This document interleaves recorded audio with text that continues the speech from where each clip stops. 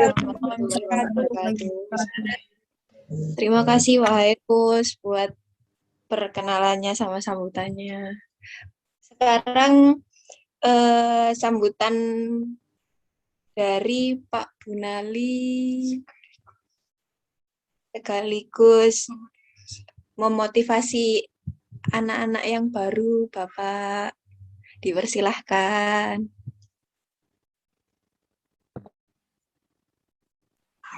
Nanti selamat Bunali. Saya juga minta Mas Carlos sama Mas Arif untuk bicara walaupun berapa kata itu ya. Baik, Pak. Ya, silakan lanjut. Saya diulang. Tugas saya apa ya? Tema untuk saya apa saja? Tuh, Bapak Bunali memotivasi anak-anak dan menyampaikan materi. Putus-putus ini. Gimana? Menyampaikan motivasi dan materi tentang anak sanggar dan teater. Oh ya, siap. Oke. Sebelumnya saya ucapkan salam terlebih dahulu. Assalamualaikum warahmatullahi wabarakatuh. Assalamualaikum. Semoga Tuhan memberikan tambahan berkah buat kita ya.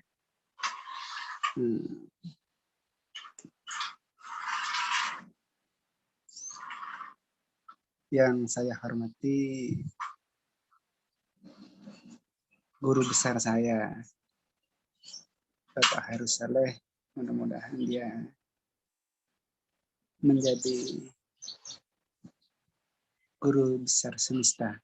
Amin. Yang saya dambakan semua anak-anak sanggar, dan yang saya banggakan semua teman-teman alumni anak sanggar. Semuanya saya hormati dan saya cintai.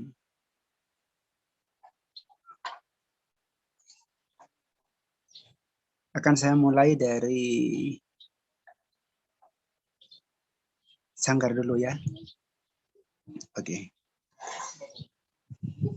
Sebuah kehormatan bagi saya ketika saya dipercaya untuk menyampaikan beberapa hal yang berhubungan dengan sanggar, teater, dan motivasi. Saya hampir beberapa tahun tidur di sanggar itu. Jadi pengalaman saya sangat banyak sekali di sanggar. Namun kalau dipelajari secara istilah, bahwa sanggar itu kan adalah tempat yang sangat mulia, tempat yang sangat memiliki nilai. Kenapa? Karena di dalamnya itu ada seni tertentu. Dan tidak semua tempat memiliki nilai. Tidak semua tempat memiliki nilai. Hanya sanggar itu yang memiliki nilai. Maksudnya saya hanya mengatakan hanya sanggar yang memiliki nilai karena secara pengertian sanggar memiliki nilai. Gitu. Oke. Terus bagaimana cara kita betah di sanggar, mau belajar di sanggar, terus kemudian seberapa penting kita harus belajar di sanggar? Itu sangat penting kalau menurut saya untuk saya jelaskan. Kenapa? Karena teman-teman yang aktif di sanggar itu tidak akan menemukan nilai yang terkandung di sana. Tidak akan menemukan pembelajaran yang sangat luar biasa di sanggar. tidak akan menikmati rasa gila mulia di sanggar kalau tidak ada rasa percaya dan rasa bangga. Jadi yang sangat perlu diutamakan adalah rasa percaya dan rasa bangga. Secara umum, kita harus bangga terhadap alma mater universitas. Kemudian turunkan lagi, kita harus bangga terhadap fakultas. Kita harus bangga terhadap sanggar. Karena kebanggaan itu, kepercayaan itu akan melahirkan nilai-nilai seni. Rasa percaya itu dan rasa bangga itu tidak akan hanya dapat melihat nilai-nilai yang ada di sanggar, tetapi rasa itu memunculkan nilai. Jadi kalau tadi itu saya jelaskan sanggar memiliki nilai, itu luar biasa. Tetapi ketika kita memiliki merasakan rasa percaya dan rasa bangga, maka yang bernilai adalah diri kita. Jika sanggar memiliki nilai secara pengertian karena di dalamnya merupakan wadah atau tempat belajar seni, tetapi ketika kita bangga dan percaya terhadap sanggar, maka kita ini yang memiliki nilai lebih dari sanggar itu. Itu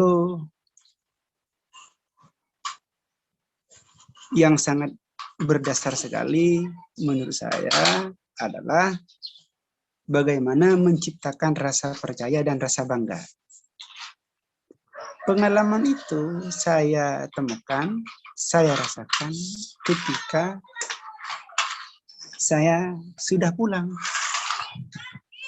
Ketika saya sudah pulang dari kampus, saya berpikir seberapa berartinya rasa percaya dan rasa bangga. Kenapa dalam kitab, dalam Alkitab itu yang menjadi penekanan pertama itu adalah rasa percaya, bukan rasa yang lain. Yang perlu dibangun terlebih dahulu adalah rasa percaya. Rasa percaya. Kalau saya sedikit mengutip, ya ayyuhalladzina amanu, kan begitu. Wahai orang-orang yang beriman, wahai orang-orang yang percaya, bukan yang lain. Kalau saya spesifikkan lagi, barangkali baru atau yang lama memiliki TTM lah, teman tapi mesra misalnya. Itu yang harus tidak akan mengetahui kemesraannya, tidak akan mengetahui perhatiannya kalau tidak percaya. Kalau misalnya teman bisa dianggap membahagiakan diri, bagaimana dengan sanggar? Padahal sanggar itu ikhlas, memberikan nilai kepada kita itu dengan cara ikhlas. Sanggar tidak pernah meminta apa-apa, tidak pernah. Sanggar hanya memberikan saja. Sanggar itu tidak pernah meminta untuk dicintai, untuk dipercaya. Tidak pernah minta sanggar itu. Tapi sanggar selalu memberi. Sanggar selalu memberi sesuatu yang bernilai bagi orang yang percaya. Nah, kemudian apakah rasa percaya cukup? Tidak. Yang perlu ada pada diri kita adalah pemeliharaan rasa percaya. Bagaimana cara memelihara menguatkan rasa percaya terhadap sanggar. Seperti tadi yang disampaikan Pak Heru itu temanya adalah keikhlasan. Bukan sekedar ikhlas, itu perlu juga digarisbawahi. Ketika Pak Heru itu mengatakan ikhlas, cenderung pada istilahnya kalau menurut saya. Tetapi kalau kepada keikhlasan, temanya adalah keikhlasan. Berarti sudah menjadi kata sifat, menjadi melekat pada diri kita. Jadi yang ditanyakan bukan hanya ikhlas, ikhlas enggak? Ikhlas. Ikhlas itu tidak cukup. Yang perlu dijelaskan adalah keikhlasannya. Maka untuk menguatkan keikhlasan itu perlu adanya pemeliharaan. Jadi harapan saya minta tolong kepada adik-adik agar sanggar itu dipelihara. Baik secara istilahnya, secara bentuknya, secara unsurnya, atau secara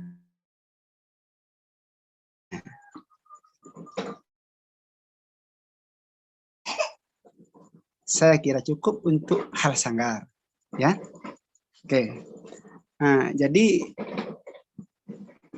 rasa perlu dikuatkan dengan pemeliharaan rasa bangga dan rasa percaya. Intinya itu. Jadi harapan besar saya, fungsi sanggar itu sebaik mungkin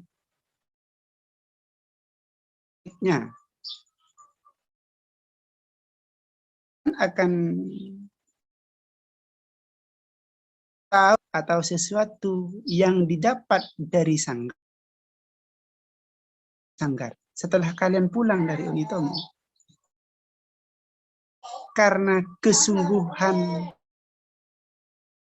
rawat dan sebagainya itu yang akan membedakan. Maaf ya, yang jauh dari Surabaya tidak hanya saya. Yang dekat yang dari Surabaya juga bukan hanya saya. Tapi saya mulai sampai sekarang dengan anak sanggar itu pasti dihubungi kalau ada kegiatan.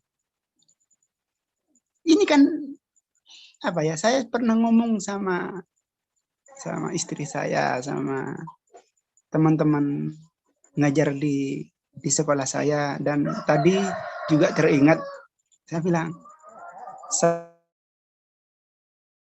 anak sanggar ketemu anak-anak itu sebuah kehormatan.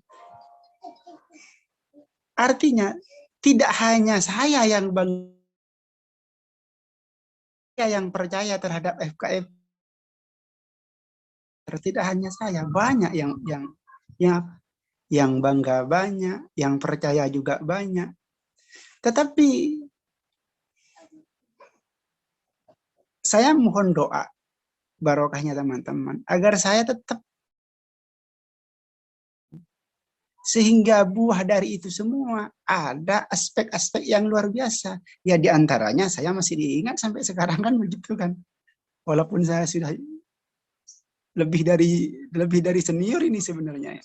Dan saya kira teman-teman alumni sanggar itu yang lebih banyak pengalaman mengambil ilmu, mengambil yang lain, memanfaatkan sanggar, belajar seni dan lainnya itu banyak daripada saya.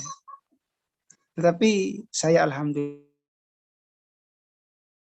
walaupun saya hanya sebentar saja, tetapi nilai rasa percaya sekarang belum hilang. Ternyata sanggar itu yang sangat luar biasa memperjuangkan saya selama di Unitomo. Walaupun pada saat itu saya tidak merasa diperjuangkan oleh sanggar, saya tidak merasa diberikan sesuatu oleh sanggar, tetapi setelah saya pulang, saya merasakan itu semua. Dan harapan besar saya, tolong sanggar itu dipelihara dengan cinta kasih, ya. Gitu. Kemudian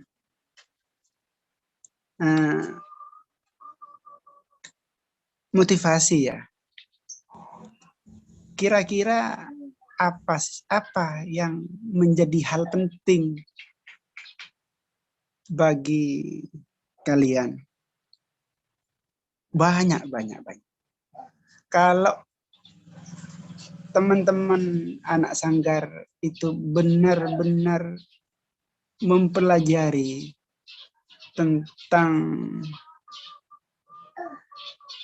seni dan kegiatan yang dilaksanakan di sanggar, itu setelah pulang nanti sangat luar biasa. Di antaranya tidak akan salut terhadap orang lain. Bisa melepaskan diri dan orang lain.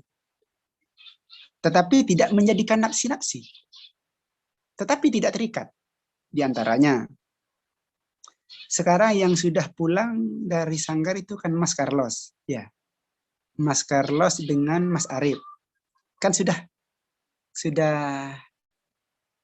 menjadi alumni anak sanggar.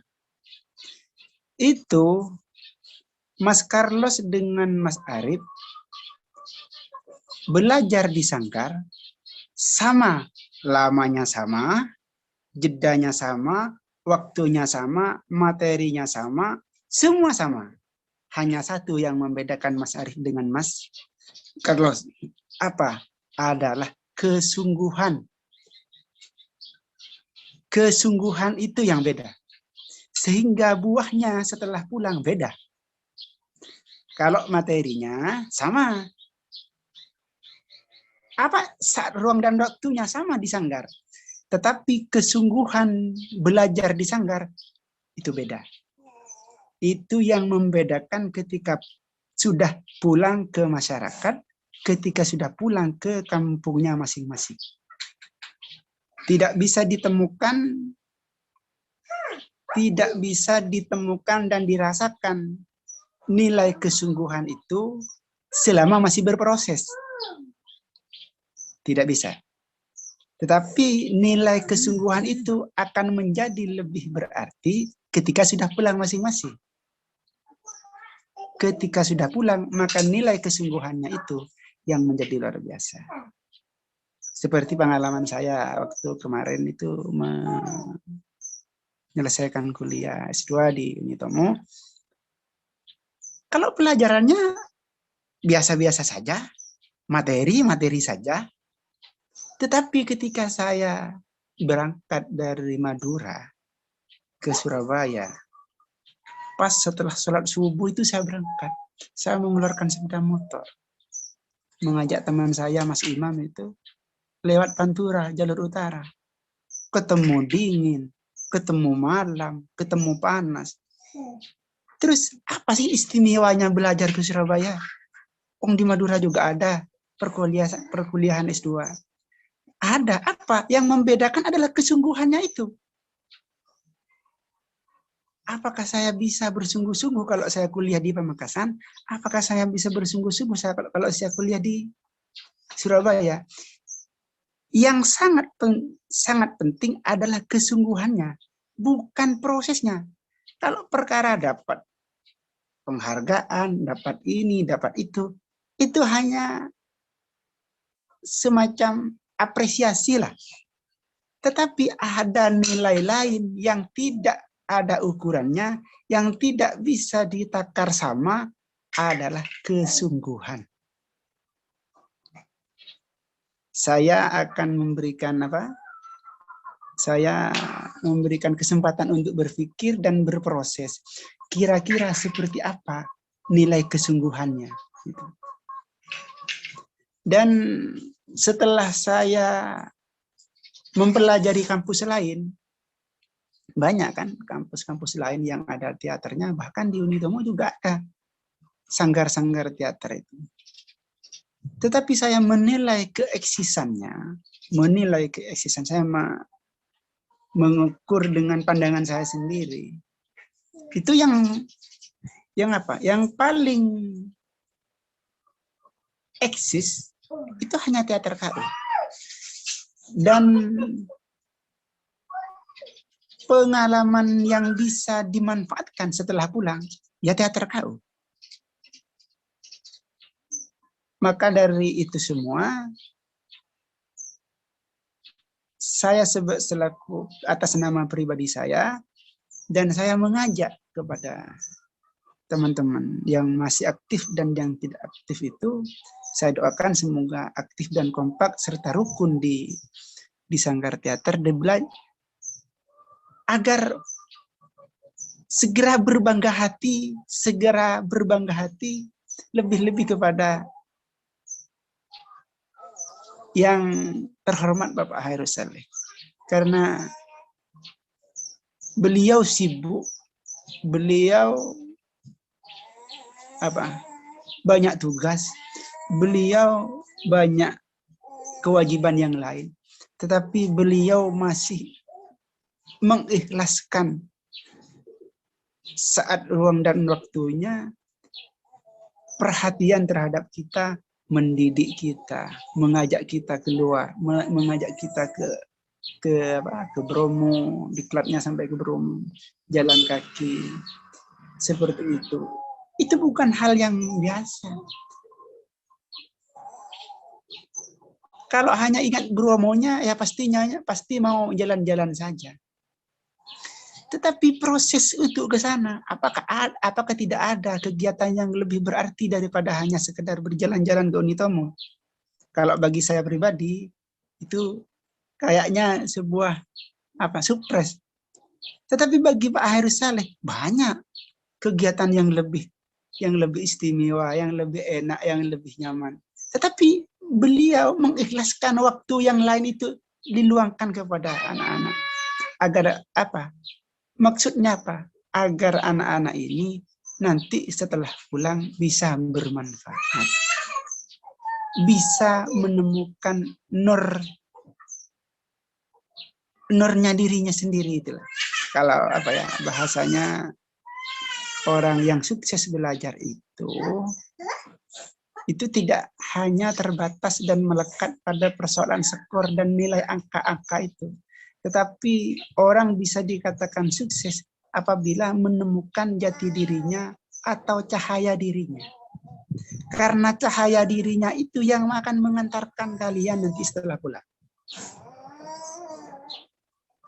Harapan besar saya, teman-teman anak Sanggar ini benar-benar berproses, ya, benar-benar berproses. Benar-benar berproses. Silakan berproses. Kalau di setiap kegiatan anak Sanggar itu ada istilah unsur intrinsik dan ekstrinsik, kan begitu. Di unsur intrinsik itu ada pembelajaran tema, amanat, alur, tokoh, latar, konflik, sudut pandang, corak bahasa, dan lain-lain, kan begitu. Nanti setelah pulang akan membawa itu semua. Mas Carlos membawa tema hidupnya Mas Carlos. Mas Arif membawa tema hidupnya Mas Arif. Mas siapa lagi ya yang seperti Mas As'ad itu sekarang itu membawa tema hidupnya Mas As'ad sekalian. Mas As'ad sendiri. Mas As'ad membawa tema hidupnya Mas As'ad. Kemudian Mas As'ad melewati alur hidupnya Mas As'ad.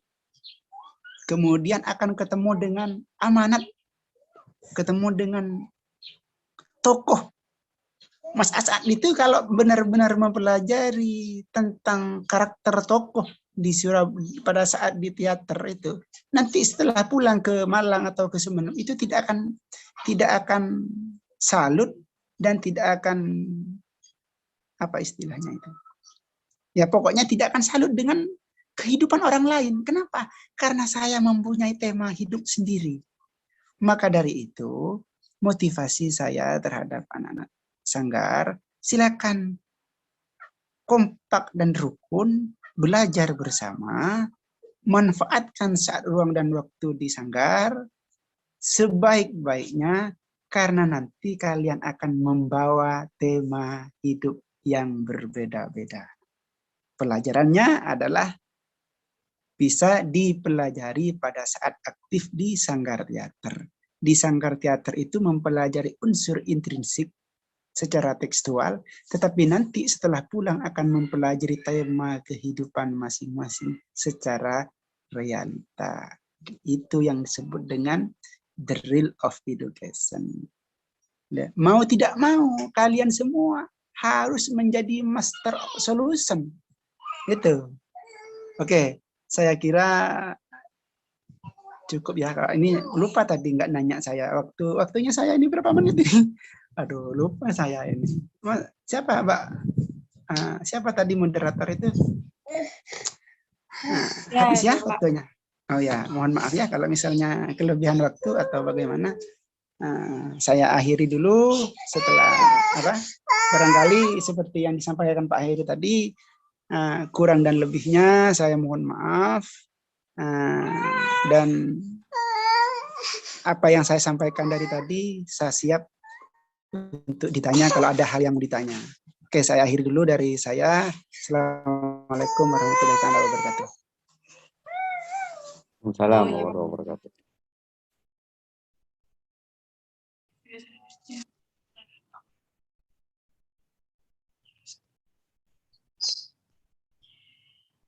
Terima kasih untuk waktunya, Bapak Bunali. Kita akan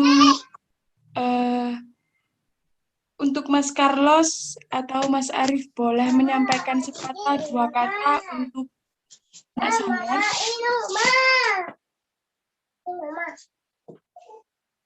Mas Arief.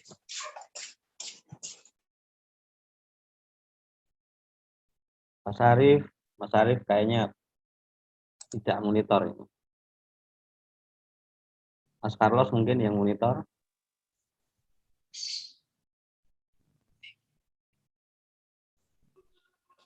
Iya. Halo, ya. Selamat sore semua. Sore, Mas Carlos. Iya. Selamat sore Pak Herus, Mas Bunali, dan adik-adik atau teman-teman sanggar teater KU ya. Saya sedang di Papua, jadi jaringan saya agak ini kalau bicara tersendat-sendat lagi di Papua soalnya. Kira-kira mau saya mulai dari mana ini, saudara moderator? Ya, sepatah dua patah untuk anggota baru. Perkenalkan dulu. Perkenalan. Oh iya, perkenalannya. Iya. Nama saya Carlos Resubun, angkatan 2019. Sama dengan Mas Arief, Mas Sidik, Mas Wahid, satu angkatan. Saya sekarang sedang mengajar juga di salah satu sekolah dasar di Manokwari, Papua Barat. Nah, sepatah dua kira-kira saya tidak akan ngomong banyak karena sudah dibicarakan oleh Pak Herus dan juga Mas Bunali. Jadi saya cuman mau menyampaikan mungkin apa yang kita pelajari di organisasi, baik itu secara langsung kita mempelajari di organisasi, manfaat-manfaatnya, kira-kira apa saja sih manfaat yang akan kita dapat di organisasi itu, kira-kira apa. Jadi misalnya kalau kita berorganisasi, kita akan mendapatkan manfaat bagaimana kita berbicara di depan umum, terus bagaimana kita memecahkan suatu masalah, bagaimana kita bisa menambah relasi-relasi atau kolega-kolega kita. Untuk itu yang kita dapatkan di organisasi nantinya, pas kita balik ke masyarakat, hal-hal itu yang akan kita terapkan. Jadi hal-hal itu yang mungkin saya dapatkan di teater KU maupun organisasi-organisasi lain. Hal-hal itulah yang menjadi fondasi saya, dasar saya, sehingga kalau saya sudah sampai di masyarakat, saya bisa untuk menjadi agen perubahan, agen solusi atau segala macam itu. Untuk itu perlu juga kepercayaan. Tadi sudah dijelaskan juga ya, kepercayaan, bagaimana kita mempercayai teater, bagaimana kita mempercayai teman-teman sehingga kita berkumpul bersatu untuk mencapai suatu tujuan tertentu misalnya.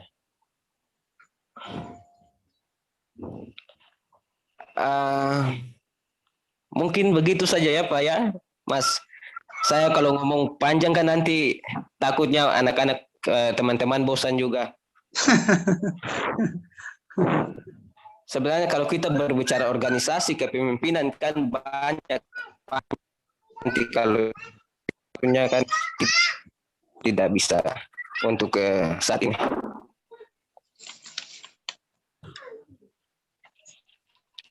Baik itu apa? Kakak moderator.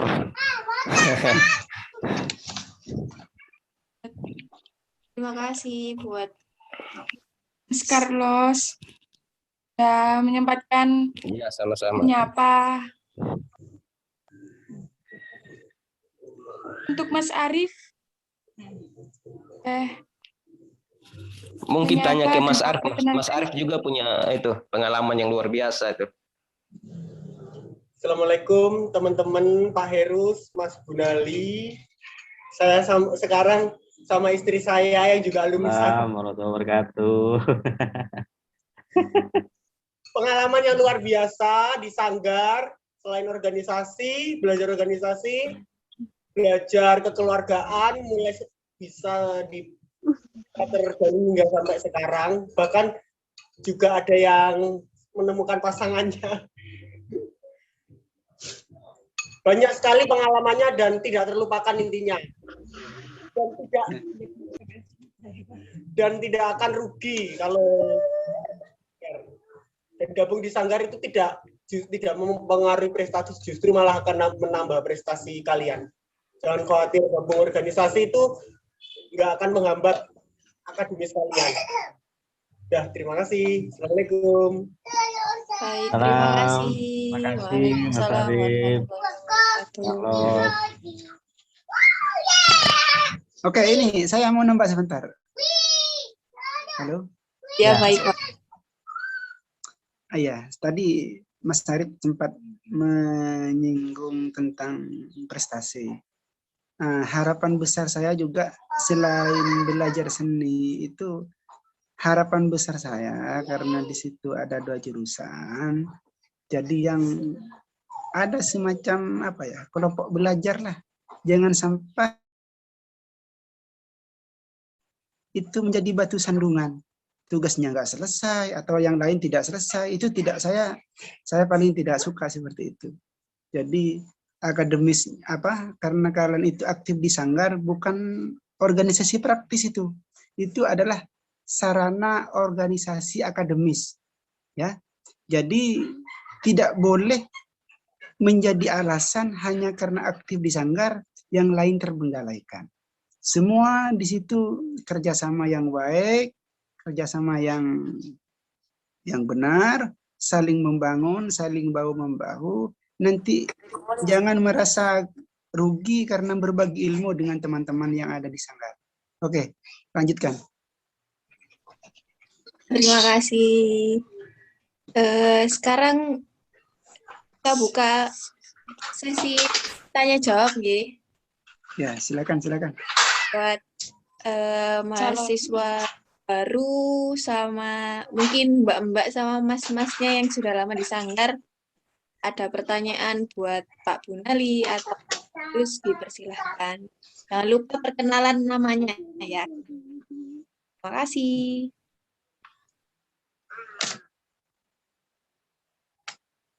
Yang baru gabung gimana ini? Nggak tahu apa-apa.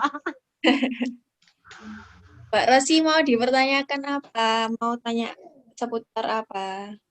Nggak mau tanya apa, orang baru gabung. Oh iya. Ya, Bergabung, Mbak Rosi. Mau see you sama Pak Bunali, sama Pak Herus.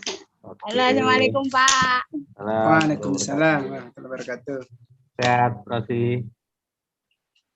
Saya mau curhat sama Pak Herus, tapi lewat pribadi aja ya, Pak. Oh, mana Rosi aja sih? Enggak. Ada Rosi, ada Indah, ada Diah ya. Iya, Iya, nggak apa-apa. Nanti WA saya. Aku. ya Pak. Yang lain kalau nggak mau bertanya langsung bisa di forum chat ya. Ya. Silakan. Saya calon anak sanggar yang sudah memperhatikan tadi tentang keikhlasan, tentang menciptakan rasa percaya dan bangga. Mungkin ada yang menanyakan tentang anak sanggar sendiri atau bagaimana, bisa dipertanyakan melalui room chat Room chat. atau langsung bisa bertanya, silahkan. Atau mungkin dari Mbak Diah atau Mbak Elo mau sesi tanya jawab tentang tema mengikhlaskan. Boleh, silakan. Ini harus segera ke Terawas, ini harus ada pemilihan ini. Kecuali Mbak dia mau oleh S2 nanti ketua BEM-nya masa S2 ya. Oh, sip. Sip itu. Ayo Ada yang silakan. mau dipertanyakan hari ini? Sudah itu. Saya Mbak MC mau tanya Mbak MC. Ya boleh. Perkenalan dulu. Nama saya Dia. Semester sudah lama. Saya mau tanya, setelah kita sudah mengikhlaskan dia, langkah apa yang harus kita lakukan selanjutnya? Seperti itu. Terima kasih. Oke, Mas Bun dulu dah ini. Ya, boleh saja, boleh. Ya, silakan. Ya, seperti tadi yang saya sampaikan tadi itu, Pak Heris itu tidak menjelaskan istilahnya saja, nah, tetapi keikhlasannya. Artinya di situ perlu ada pemeliharaan. Banyak orang jujur, tetapi hanya sebentar saja kejujurannya. Banyak orang ikhlas, tetapi hanya sebentar saja keikhlasannya. Tidak banyak orang yang pandai memelihara keikhlasan. Seperti orang bersyukur. Banyak orang membaca, terima kasih Tuhan, Alhamdulillah. Itu kan seolah-olah lepas. Tetapi harus dipelihara itu. Memelihara tidak harus terikat dan harus melekat. Ya. Jadi saya kemudian kalau saya urai itu namanya tabiat luhur, dari bercita-cita tinggi, kemudian niat tulus, istiqomah, kemudian jujur, sabar, ikhlas. Nah, setelah melakukan keikhlasan, saya melatih diri saya untuk yakin. Jadi kalau misalnya teori saya ini cocok buat siapa tadi? Siapa tadi yang menanya itu? Mbak Dia, Pak. Ya, kalau Mbak Dia cocok, pengalaman saya, setelah saya ikhlas, saya meyakini. Saya meyakini. Terus kalau misalnya Mbak Dia mau naik lagi, apakah yakin cukup? Tidak. Maka harus masuk ke ainul yakin, masuk ke hakul yakin. Bahwa setiap sesuatu yang diikhlaskan pasti sangat luar biasa gantinya. Setelah yakin, kemudian tawakal. Setelah tawakal, qanaah. Setelah qanaah, bersyukur. Peliharalah semua itu masuk bagian tabiat luhur. Jadi dipelihara ya. Pelihara. Keikhlasan itu dipelihara. Jangan hanya sekedar ikhlas saja, tetapi pelihara keikhlasan untuk menemui keyakinannya kamu. Karena setelah ikhlas harus yakin. Kamu mengikhlaskan misalnya dapat rezeki dari orang tua dikirim banyak misalnya ya. Kamu dari sebagian uang itu disisihkan buat sedekah anak-anak di sanggar misalnya. Lepaskan itu, belikan nasi, berikan minuman, wis sudah lepaskan. Cara memelihara itu jangan terikat dan melekat. Seperti yang dijelaskan Pak Heru, kalau masih terikat dan melekat itu bukan ikhlas lagi. Tetapi pemeliharaan keikhlasan itu jangan diungkit-ungkit kembali, ditahan. Dan harus yakin bahwa setiap yang kalian lakukan itu baik. Ikhlas itu baik, kebaikan itu kan keikhlasan itu bagian dari kebaikan. Yakinlah bahwa sesuatu yang kalian lepaskan akan ada keistimewaannya, akan ada kebalasannya. Itu ada buah-buahnya itu ada. Oke, terima kasih Pak Heru, mungkin ada yang lebih komprehensif. Silakan Pak Heru. Oke, terima kasih Mas Bun. Mbak Dia, saya tahu yang kau mau. Jadi, mana Mbak Dia ini? Oh, itu orangnya. Jadi, setelah saya setuju dengan Mas Bun tadi dengan berbagai hal itu tentang belief gitu ya. Belief itu ada tingkatannya. Saya menambahkan aja tentang menyediakan ruang ya. Jadi kenapa sesuatu itu yang baru tidak masuk? Jangan-jangan ruangnya belum dibuka. Belum ada space untuk dimasuki. Jadi sebuah kamar, sebuah bangunan, sebuah tempat itu bisa dimasuki barang kalau tempatnya itu kosong. Tidak banyak sekat. Jadi kalau kita sudah mengikhlaskan, melepaskan memori tentang sesuatu di masa lalu, tapi kemudian sesuatu yang baru belum datang, berarti curigai. Apakah space di dalam diri saya ini sudah saya sediakan? Jadi kalau space-nya disediakan, sesuatu akan datang, pasti itu. Sesuatu yang di luar lah contohnya. Kalau kita bikin warung kopi tubruk, ya, yang datang penggemar kopi tubruk. Kalau kita buka lesehan atau apalah namanya tentang bakso iga misalnya, di situ ruangnya sudah disediakan. Yang datang ya penyuka itu.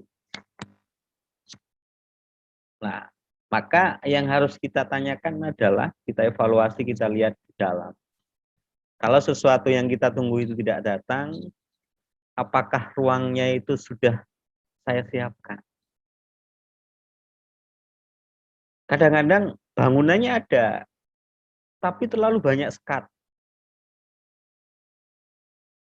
Kita punya rumah, punya beberapa kamar, tapi kamarnya penuh dengan barang. Maka sesuatu nggak bisa lagi masuk ke ruang itu. Sederhana aja lah. Kalau kalian susah beli baju baru, evaluasinya itu gampang. Cek lemarinya, apakah sudah penuh. Kalau lemarinya penuh, berarti memang kita menutup jalan sesuatu untuk masuk ke lemari itu. Karena penuh sudah. Nah, biar bisa beli baju baru lagi, keluarkan di dalam lemari itu, sedekahkan itu. Ikhlaskan yang di dalam lemari. Maka ada space, ada ruang. Ini kalau dihubungkan dengan prinsip memberi macam-macam ya nyambung ya. Cuma kalau terkait dengan kehadiran seseorang dan lain-lain, jangan-jangan di dalam masih ada sekat. Nah, sekat itu berupa apa? Jadi permukaannya ikhlas, tapi memori di alam bawah sadar itu masih idle. Contoh seperti laptop tidak kita matikan, tapi kita biarkan. Apakah laptopnya mati? Enggak. Dia standby. Kalau disentuh sedikit, piar gitu ya. Layarnya muncul langsung. Nah, kalau laptopnya itu yang terbuka terlalu banyak aplikasi, maka masuknya aplikasi baru itu susah. Karena ruangnya nggak cukup. Internal space memorinya nggak cukup. Nah, jadi ini permainan modern. Jadi cukupkan ruang, sediakan ruang. Jadi keberkahan ini banyak kok, rezeki ini banyak. Cuma apa yang kita bawa? Seperti hujan deras ya, air itu melimpah. Tapi apa yang kita bawa keluar? Gelas,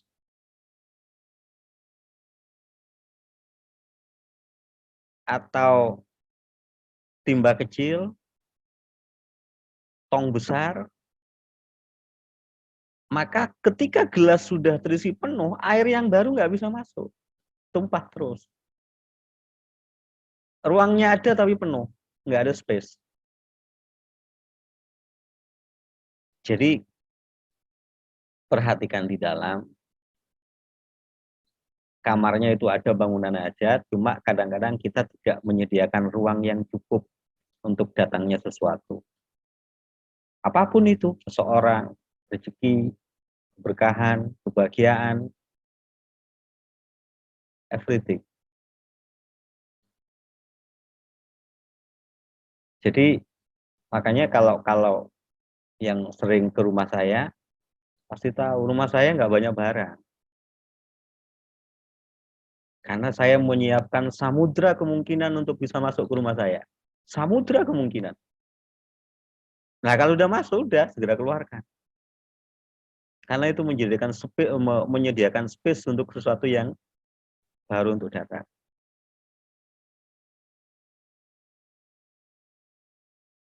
Nah, coba periksa ini dari hal yang kecil ya. Lihat dompetnya, apa yang disimpan di situ sampai bola, nggak dibuang-buang gitu ya. Lihat tasnya gitu kan, apa yang ditaruh di dalam tas padahal nggak penting gitu kan, nggak berarti, tapi disimpan aja itu. Sepatu rusak ada di dalam lemari disimpan. Sama. Jadi coba lihat lemari sepatu itu.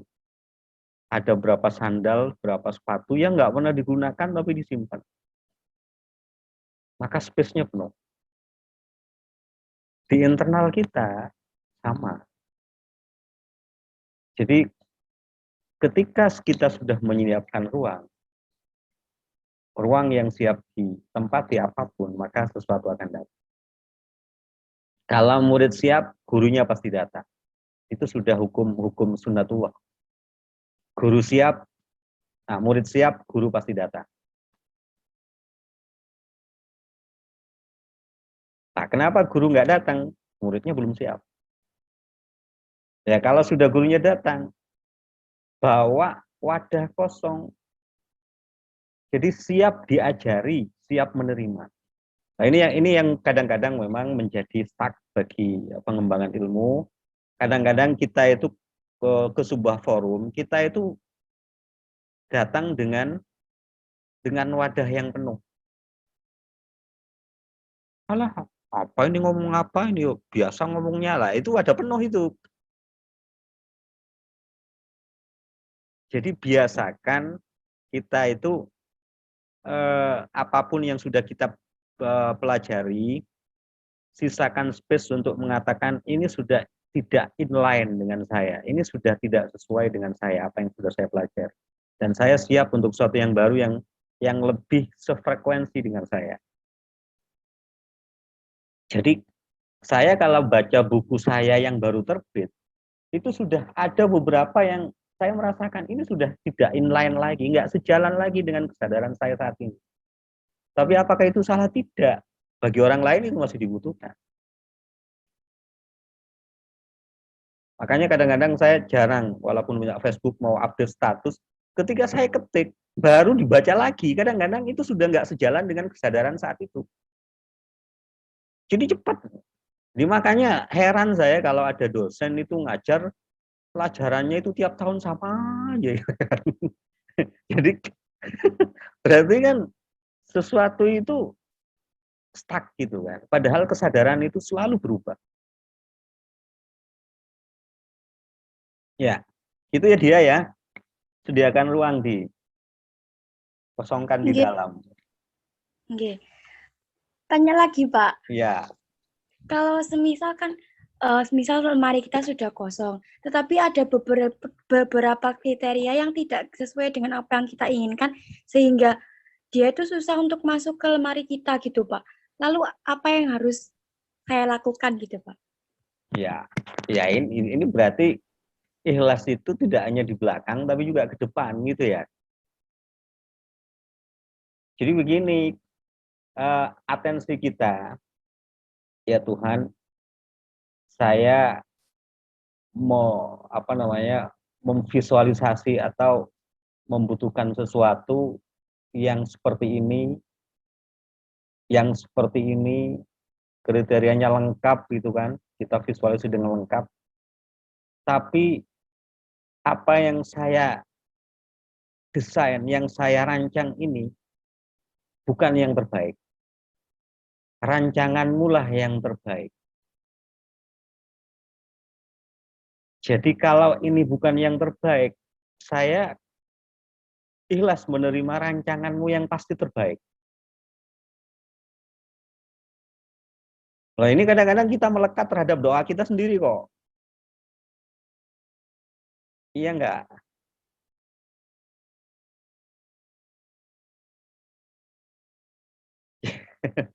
Ya, kita melekat dengan doa-doa kita sendiri.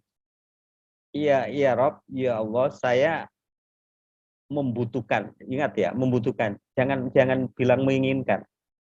Karena butuh itu berarti akan disediakan. Itu otomatis oleh desain semesta, oleh sunatullah. Hidup saya membutuhkan ini. A ini seperti ini. Kriterianya sebutkan. Tapi ini adalah rancangan saya. Dan saya tahu atas kelemahan saya, rancangan saya ini bukan yang terbaik. Dan saya ikhlas dengan rancanganmu yang akan dihadirkan dalam kehidupan saya. Karena saya yakini rancanganmu adalah yang terbaik untuk hidup saya. Jadi kadang-kadang kita hanya menarik busur panah tapi tidak melepas. Kita tarik aja ya, tapi nggak lepas, maka busurnya, anak panahnya tidak melesat ke sasaran. Gitu dia. Jadi ketika lemari itu kita kosongkan, maka kita ikhlaskan. Saya membutuhkan baju seperti ini untuk saya kerja seperti apa gitu kan. Tapi saya pasrahkan yang akan mengisi ruang lemari ini tidak terikat dengan apa yang saya rancang, karena rancanganmu pasti yang terbaik untuk kehidupan saya. Nah, jadi kita masih diberikan kesempatan, masih ada usaha, upaya dari kita, dari desain itu, dari upaya kita memvisualisasi itu, menyatakan kebutuhan kita dalam bentuk yang konkret dalam doa itu. Tapi ujungnya kita pasrahkan. Jangan melekat pada doanya. Ya, kalau melekat pada doanya, kita menuhankan doa nanti.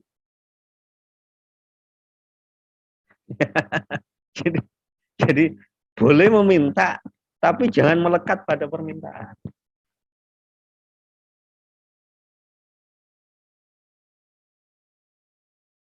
Walaupun sifat Tuhan itu 20 ya, dan kita punya percikan sifat-sifat itu, tapi ada satu sifat Tuhan itu yang kita nggak miliki. Sifat jaiznya Allah itu. Dan itu ya bisa di atas segalanya. Desain semesta sunatullah bisa nggak berlaku. Nah, maka itu yang kita berikan kesempatan sama sifat jaiz itu. Gitu ya. Silahkan kalau Mas Bun mau nambahkan. Atau yang lain dulu. Oh, ini ada yang chat tanya ya, silakan dibaca. MC. Ada dari Wazali, Prodi Pendidikan Matematika semester 1. Katanya mau bertanya, apakah benar menurut anak-anak zaman sekarang bahwasannya mengikhlaskan itu hal yang mustahil, yang ada hanya terbiasa dan akhirnya melupakan? Oke, saya jawab dulu ya. Pintu ikhlas itu lupa ya. Jadi makanya lupa itu adalah anugerah terbesar yang nggak boleh dihilangkan. Jadi kalau kita nggak lupa, maka kita rata-rata sudah ada di rumah sakit jiwa. Ya. Nah, lupa itu adalah pintu untuk ikhlas. Setelah kita, tapi jangan kemudian lupanya kita itu dengan pelarian. Jadi memori itu cara kerjanya itu kan begini, itu kan. Nah, memori itu idle ya ada, tapi jangan ditumpangi. Maksudnya ditumpangi begini. Kita punya rasa sedih sekarang. Mangkal. Nah, kita kemudian menumpui rasa mangkal itu dengan kegiatan yang bisa lupa. Ya, entah apa namanya, kegiatan yang hura-hura lah, misalnya senang-senang. Ya bisa macam-macam, ya bisa minum, bisa pokoknya pelarian lah istilahnya. Nah, kalau itu pelarian berarti memorinya itu aktif dia itu. This is the active memory. Nah, kalau memori ini aktif, kemudian kita nggak berusaha untuk menetralkan, membuat memori itu hening. Nah, ini yang kemudian rentan ketika sesuatu yang menimpali itu, menumpui memori ini selesai, maka memori ini muncul lagi. Nah, kalau memori ini sesuatu yang sangat traumatik gitu ya, sesuatu yang sangat kuat, sangat dalam, maka kemungkinan pengulangan, repetisi dari sesuatu yang terjadi itu sangat besar. Kalau itu kemalangan, maka kemalangan bisa terjadi lagi. Saya kasih contoh.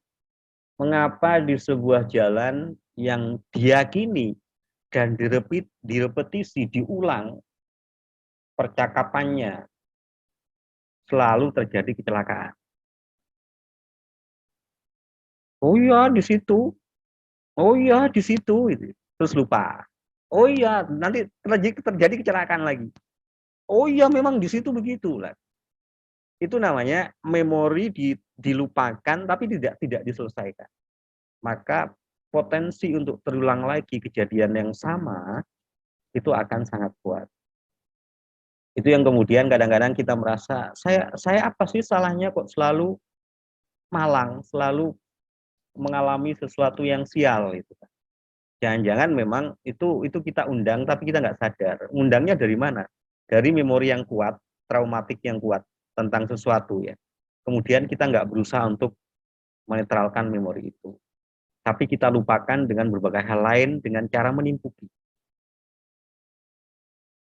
Nah, ini yang bahaya.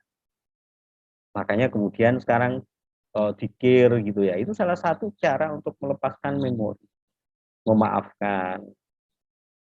Nah, ketika mulai memaafkan, menetralkan itu, maka kemudian kita melupakan. Nah, lupanya itu kemudian benar, artinya memori itu ada, tapi tidak mengganggu. Makanya banyak kejadian ya, dan ini banyak diteliti oleh teman-teman. Pertemuan reuni bagi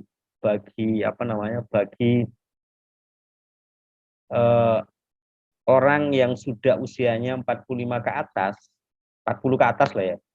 kemudian mengadakan reuni entah SMP SMA, kemungkinan untuk CLBK itu besar sekali, hampir 50%.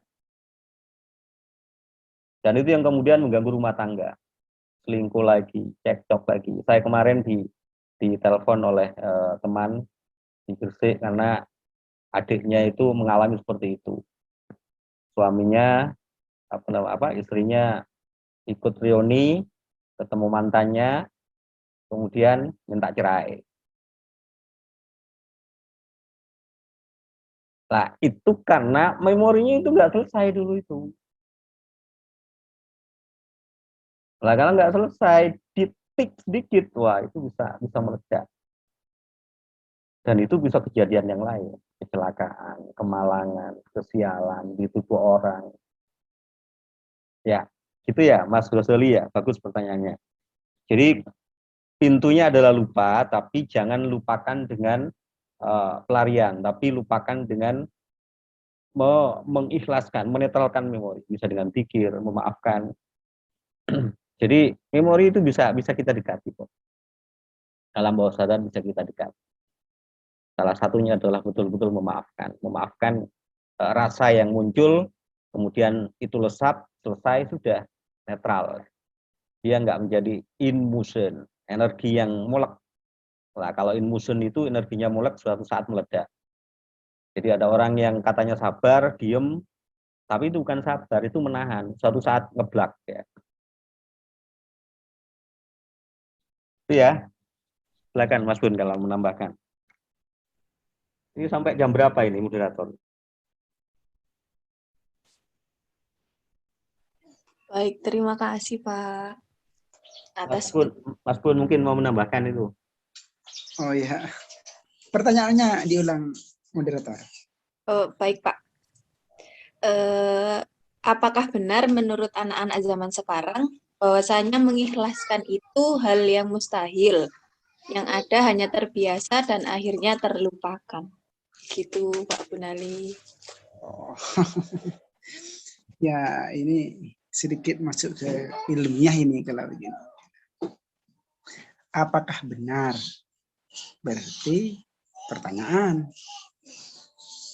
Menurut anak zaman sekarang berarti asumsi. Artinya itu bukan realita. Ikhlas itu ada. Karena ikhlas itu bukan ikhlas itu bukan asumsi. Yang dipertanyakan tadi kan asumsi. Jadi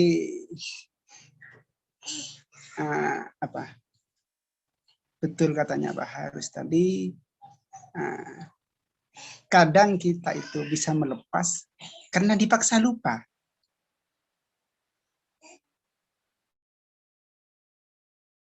Karena lupa bisa melepaskan.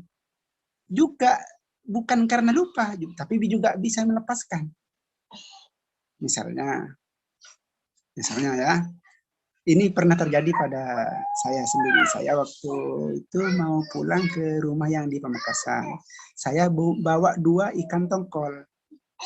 2 ikan tongkol itu memang gede-gede. Waktu itu saya bawa uang 50.000. Harga ikan tongkolnya 20 ribuan, 2. Dengan rasa pede dan rasa bangga di jalan karena saya punya oleh-oleh ikan tongkol 2. Tetapi setelah saya bawa, setelah sampai ke rumah, ikan tongkolnya tidak ada. Kreseknya bolong. Terus saya merasakan iba. Sudah ngomong ke mertua bawa ikan tongkol, tapi ikan tongkolnya habis, tidak ada. Ini kan aneh tapi nyata. Terjadi ini. Apakah saya harus menunggu lupa untuk mengikhlaskan ikan tongkol itu? Tidak. Saya sadar, oh ya, saya ikhlas kepada Allah Subhanahu wa Ta'ala. Siapa yang menemukan ikan tongkol tadi yang saya bawa, itu sudah saya ikhlaskan dan saya niatkan untuk saya berikan. mudah-mudahan dengan saya memberikannya terhadap orang yang menemukan ikan tongkol saya itu, pemertua saya juga merasakan kebanggaannya, merasakan sesuatu yang tidak beliau rasakan. Kenapa? Karena saya mengikhlaskan, tidak menunggu lupa. Ada juga sesuatu yang bisa dilepas itu karena lupa memang. Seperti yang tadi katanya Pak Heru. Jadi kalau orang lupa itu anugerah yang sangat luar biasa. Kenapa? Karena kalau orang terlalu melekat, maka diberi anugerah lupa. Ketika lupa sudah hilang, sudah lepas. Jadi ada ya, jangan sampai kalau misalnya kalau terikat dan melekat dengan asumsi seperti itu, nanti Mas Ghazali tidak akan menikmati rasa ikhlas. Rasa ikhlas itu nikmat. Seperti kata-kata cinta itu buta misalnya. Itu kan kata-kata, bukan cintanya yang buta. Cinta itu tidak buta, hanya kata-kata diilustrasikan cinta itu buta. Tetapi kalau Mas Ghazali mengatakan cinta itu buta misalnya, maka Mas Ghazali akan menemukan kebutaan cinta. Sama dengan Mas Ghazali mengatakan ikhlas tidak ada, yang ada hanya lupa misalnya. Maka Mas Ghazali tidak akan menikmati betapa nikmatnya mengikhlaskan sesuatu. Ada istilahnya kan ikhlas, mengikhlaskan keikhlasan, kan begitu kan? Ketika ikhlas menjadi kata dasar, mengikhlaskan mengalami imbuhan meng dan kan. Kalau di pelajaran bahasa Indonesia itu kan imbuhan awal disebut dengan prefik, imbuhan akhir disebut dengan sufik, ketika awal akhir menjadi konflik. Itu ada kedudukannya masing-masing. Bagaimana kita ikhlas, bagaimana kita mengikhlaskan, bagaimana keikhlasan. Itu ada itu ya. Jadi silakan dipelajari bagaimana memposisikan, mengikhlaskan sesuatu dengan keikhlasan sesuatu dengan istilah ikhlas. Itu, terima kasih. Terima kasih Pak Gunali atas ulasannya. Ini ada pertanyaan terakhir dari Mbak Winda, semester 3. Ya, terima kasih. Saya Winda Novita Rayu dari semester 3. Sebelum saya bertanya, saya ingin menambahkan sedikit jawaban untuk pertanyaan Mas Winda. Jadi memang Mas, banyak sekali sekarang itu kata-kata ikhlas itu bohong, yang ada terpaksa lalu terbiasa. Tapi saya juga pernah dengar kata-kata seperti ini. Ketika kita mencintai seseorang, maka ikhlaskanlah orang itu untuk pergi. Kenapa? Bukan karena kita tidak lagi mencintai orang itu, tapi karena kita tahu bahwa dia berhak bahagia. Jadi, walaupun bukan kita yang membuat dia bahagia, ikhlaskan saja dia pergi. Bukankah kita lebih bahagia ketika kita melihat orang yang kita cintai itu bahagia? Seperti itu, Mas. Lalu ke pertanyaan yang Bapak Hairus tadi bilang, kita itu harus bisa membuka space, membuka ruangan untuk orang yang datang. Gini Pak, kadang kita juga mau membuka ruang hati kita untuk orang yang datang selanjutnya. Tapi sekarang itu sulit sekali membedakan mana orang yang tulus dan mana orang yang hanya datang karena penasaran. Kita membuka hati, tapi ternyata orang yang datang itu hanya sekedar penasaran. Ketika rasa penasarannya sudah terpenuhi, dia akan pergi meninggalkan kita. Di situ kita ngerasa sakit lagi, orang yang ternyata obat malah menambahkan luka. Dan di situ juga malah ngebuat kita untuk berhenti membuka ruangan itu. Nah itu gimana Pak? Terima kasih. Ya, siapapun yang bertamu itu kan tidak selalu harus menjadi tuan rumah.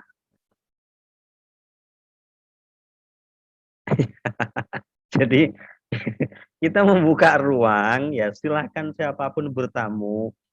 Tapi yang datang semuanya kan tidak harus selalu kita jadikan tuan rumah. Nah, ini yang kemudian kadang-kadang kita ini apa namanya, menyiapkan ruang tapi tidak siap dengan konsekuensi kedatangan.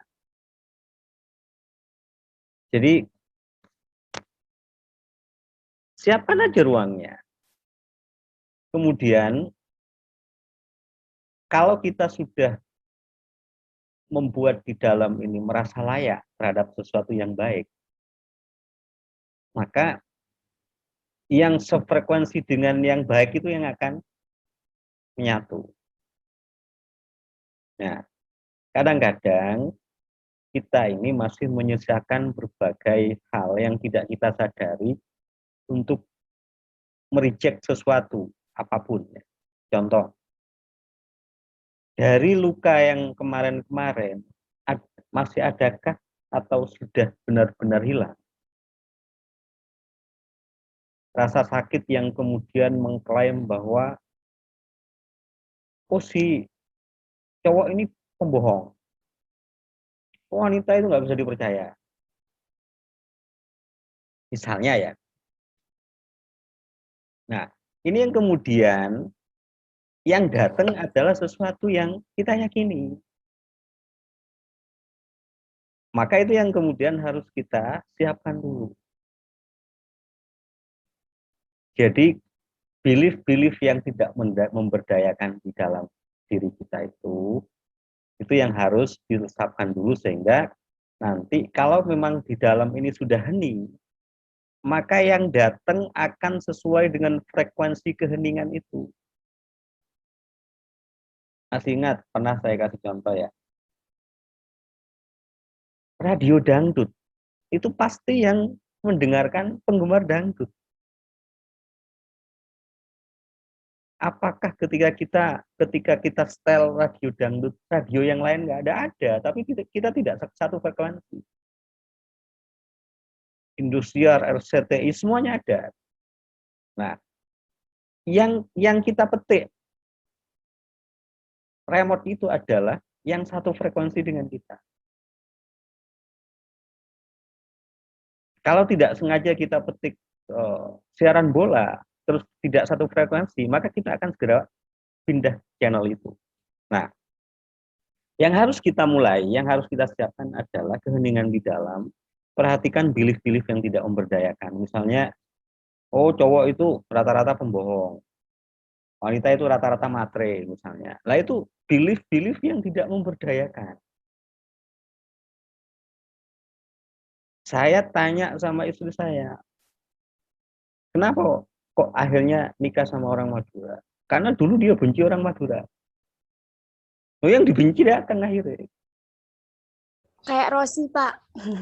Nggak tahu lah. Penelitian mengatakan wanita yang benci perokok, suaminya perokok. Nah, ada orang yang saya tanya sama orang tuanya itu, orang tuanya benci pegawai bank, anaknya dapat pegawai bank. Nah, kenapa kok kebencian itu menarik sesuatu? Karena yang ketika kita membenci sesuatu, energinya itu besar sekali. Coba kalau kalian membenci seseorang itu hampir 24 jam itu diatensi, lalu direpetisi kayak orang zikir itu loh. Nah itu kan seperti doa mengundang itu ya. Nah, belief itu coba hilangkan dulu, maka kalau itu sudah hening, maka yang satu frekuensi dengan kita itu pasti datang. Nah, kalau frekuensi yang lain yang masih nggak benar ini masih ada di dalam diri kita, maka banyak juga yang juga muncul ya. Saya dulu selalu mengatakan sama teman-teman yang selalu ikut ke Kak Orlin misalnya, Mas Asad, Mas Iwan, Pak Iwan ya. Orang dikir itu yang datang apa yang diniatkan. Kalau dikirnya pingin bisa ngusir jin, yang datang ya orang kesurupan.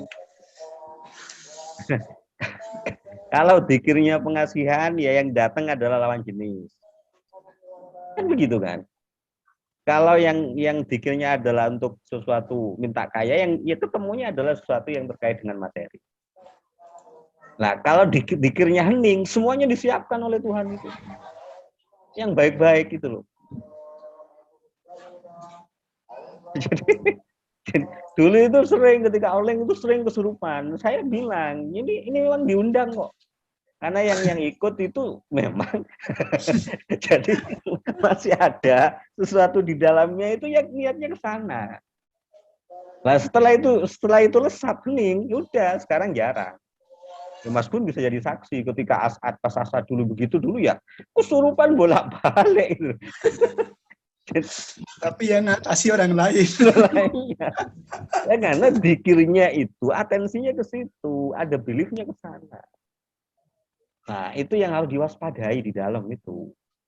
Jadi sesuatu yang datang itu bisa jadi kita undang, tapi kita nggak sadar dari mana. Dari belief-belief yang ada di dalam diri kita. Maka netralkan itu tentang, oh cowok itu suka selingkuh. Jangan diatensi itu.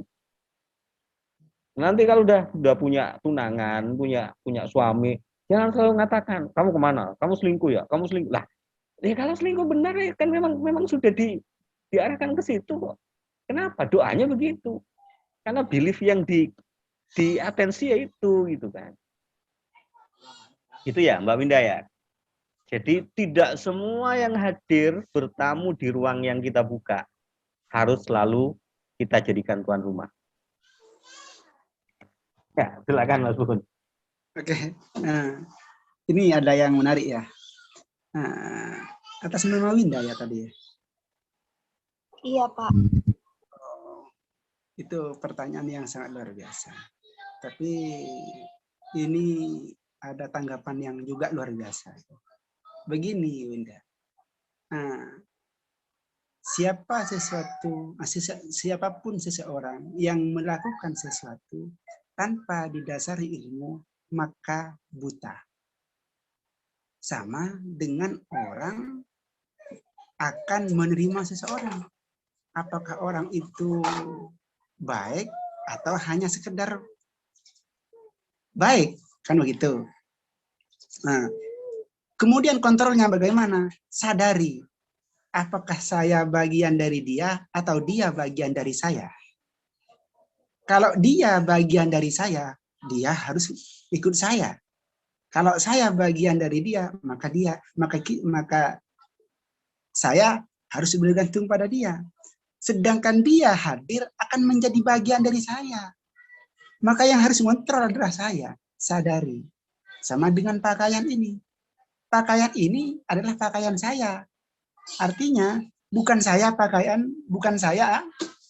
begini. Nah, ini tangan saya misalnya. Tangan ini bagian dari saya. Bukan saya bagian dari tangan. Jadi tangan harus terserah saya mau digimanakan, ini terserah saya. Tetapi kalau tidak bisa mengendali, tidak bisa menyadari, kemudian bergantung diri pada tangan, melekat pada tangan, maka tangan ini yang akan menguasai saya, bukan saya menguasai tangan. Bisa dipahami ya? Oke, hati-hati ya. Itu harus hati-hati. Setiap seseorang yang melakukan sesuatu tanpa didasari ilmu, maka perbuatannya akan nyasar, buta. Tapi kalau didasari oleh ilmu, maka akan tepat dan mudah. Oke? Terima kasih, Pak Heri juga.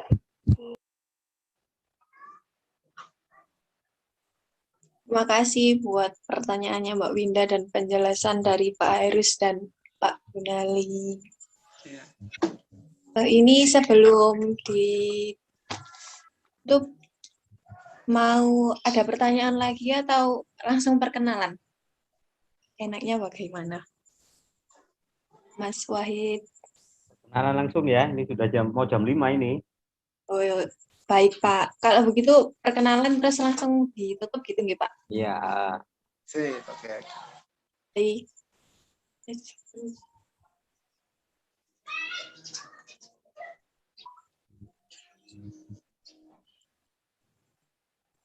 Perkenalan dari alumni Ada Mas Bunali. Ya. Lalu ada Mas Carlos. Ada Mas Arif. Mas Carlos tadi sempat keluar ya. Ini baru kabut. Gak apa-apa, terus saja. Ada Mbak Sirut. Mbak Sri Utami. Mbak Sirut ya. Mbak Sri Utami. Ada Mbak Elok. Mana Mbak Elo? Bisa on cam dan melambaikan tangan Mbak Elo. Disapa adik-adiknya. Halo semuanya. Mbak Elo. Iya, halo. Terus selanjutnya ada Mbak Dia. Halo, selamat datang teman-teman maba. Ada Mbak Indah. Mbak Indah, tunjukkan pesonamu. Mbak Indah. Ada Mbak Rosi. Mbak Rosi.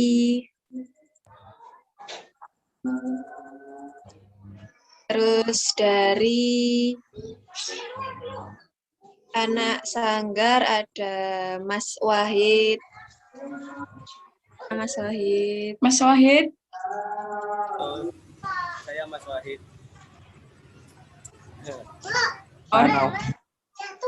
Ada Mbak Novia. Mbak Novia. Boleh say hi?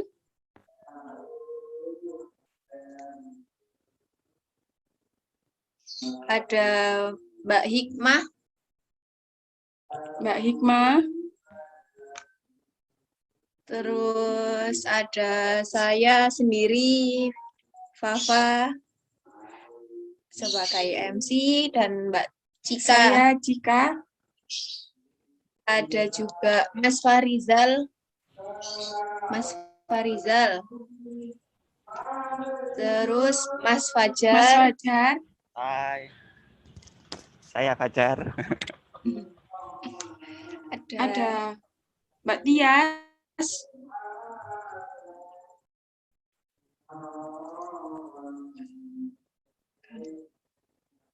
Ada Mbak Nur Syamimi. Halo. Ada Mbak Eka. Mbak Eka ada? Nggak ada. Oh, nggak ada. Ada Mbak Fedra. Mbak Fedra. Ada juga Mas Rian. Mas Rian. Terus kalau dari mabanya sendiri ada Ahmad Ghazali. Ahmad Ghazali. Ada Iva. Terus ada Alberta Asmari. Ada Winda. Ada Prahasti. Ada Hayin Fariha. Terus ada Hikmah Maulida. Terus ada Fitahul Khairul. Ada Mbak Aulia Putri. Ada Vidya. Terus ada Elisa Kristina. Ada Eva Priscilian sama Arseilian Satrio. Ada Mbak Sri Utami tadi. Boleh sih menyapa kembali ke teman-teman. Ya, halo. Assalamualaikum. Apa kabar semua untuk maba? Selamat bergabung. Sampai pelan-pelan ya. Ya, Mas Carlos. Buat Mas Carlos, boleh say hi kembali sebelum penutupan. Oh iya, halo. Terima kasih. Selamat malam semua. Iya. Sudah selesai semua, sudah perkenalan semua. Semoga kita selalu bersama dalam berproses.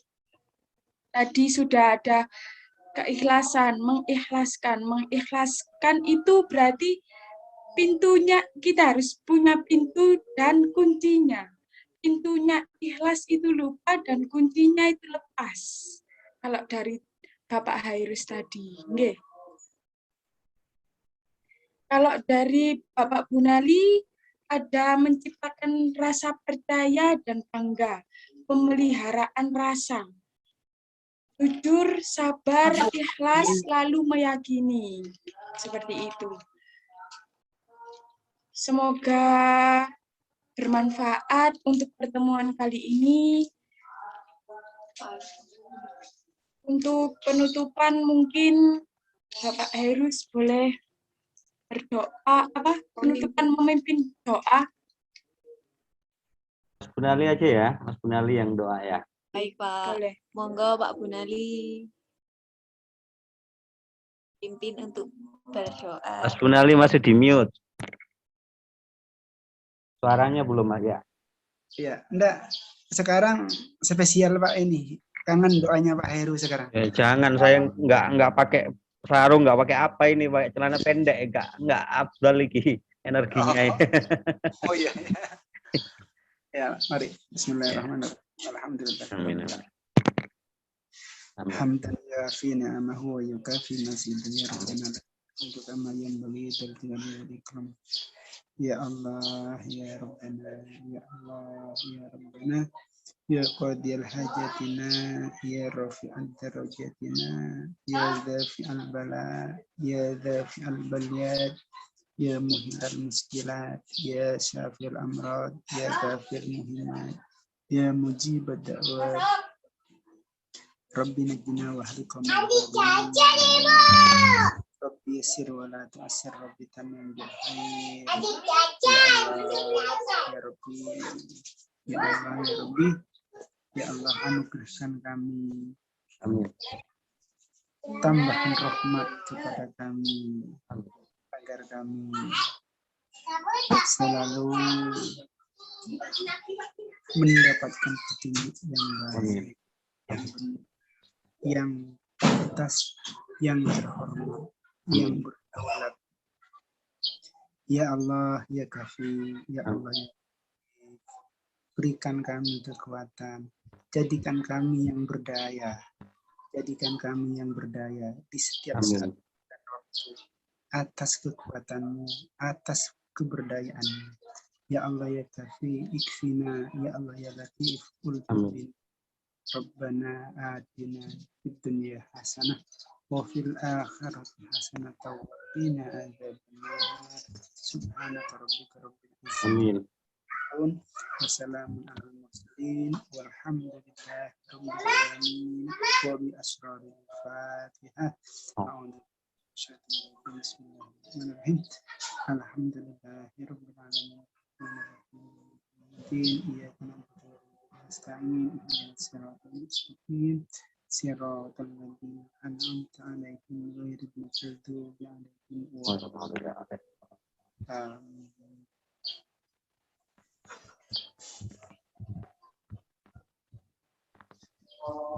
Terima kasih kami sampaikan.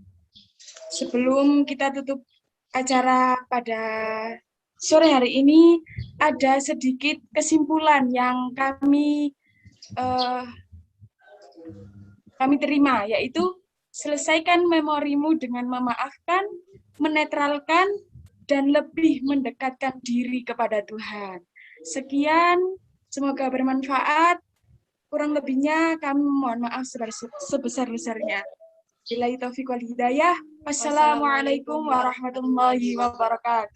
Assalamualaikum warahmatullahi wabarakatuh. Terima kasih. Terima kasih. Oke, saya N ya. Soalnya Baik, ini Pak. harus render rekaman ya. Ya.